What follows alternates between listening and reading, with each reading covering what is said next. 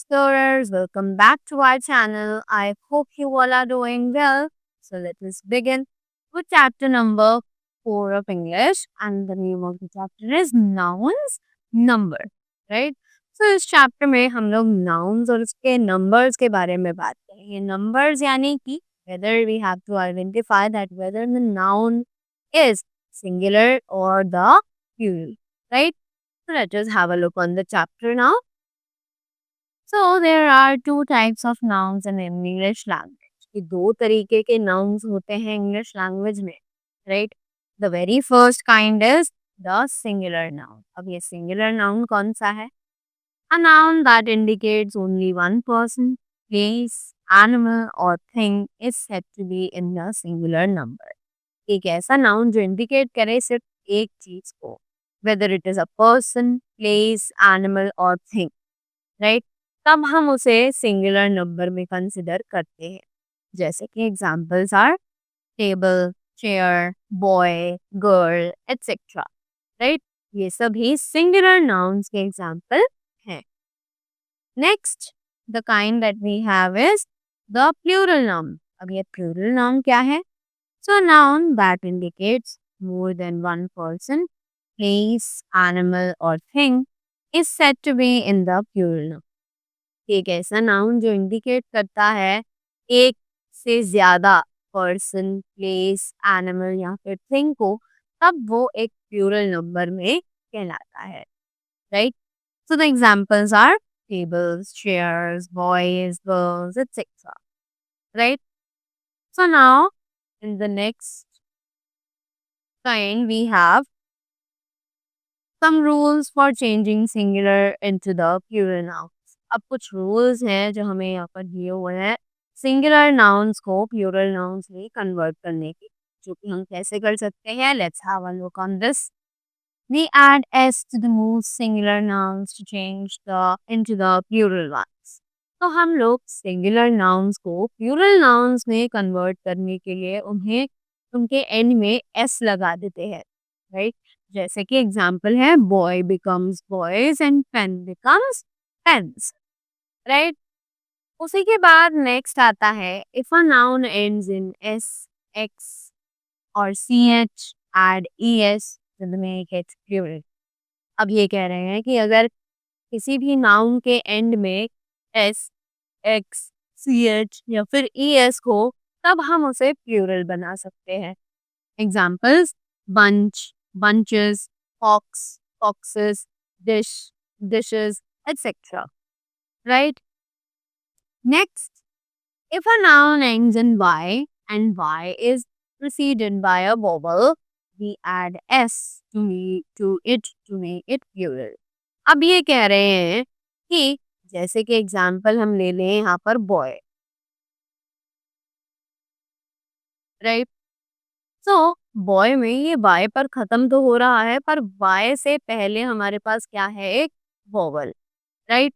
सो हम सिंपली क्या करेंगे, बी ओ वाई एस, इसके एंड में एस ऐड कर देंगे जिससे कि ये प्लूरल में कन्वर्ट हो जाएगा, right.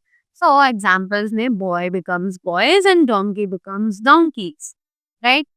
Next rule is if a singular noun ends in y preceded by a consonant. अब अगर मैं एग्जांपल लूं बेबी का, राइट, तो हमने देखा कि खत्म तो बेबी भी वाई पर ही हो रहा है, बट अगर वाई से पहले देखा जाए तो बी जो है वो एक कॉन्सोनेंट है. दैट इज वाई हम इसमें क्या करेंगे, बाय को रिप्लेस कर देंगे आई से और इसमें एंड में ई एस ऐड कर, right. So this is what they are saying that if singular ends in y preceded by consonant, we add ies in place of y. कि हम y की जगह ies को ऐड कर देते हैं, right. So the examples are baby babies, lady ladies, body bodies, story stories, right.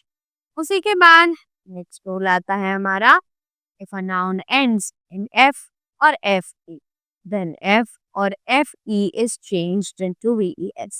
कि अगर कोई भी नाउन खत्म हो रहा हो f या फिर fe पर, तब हम उस f या fe को कन्वर्ट कर सकते हैं ves में, राइट.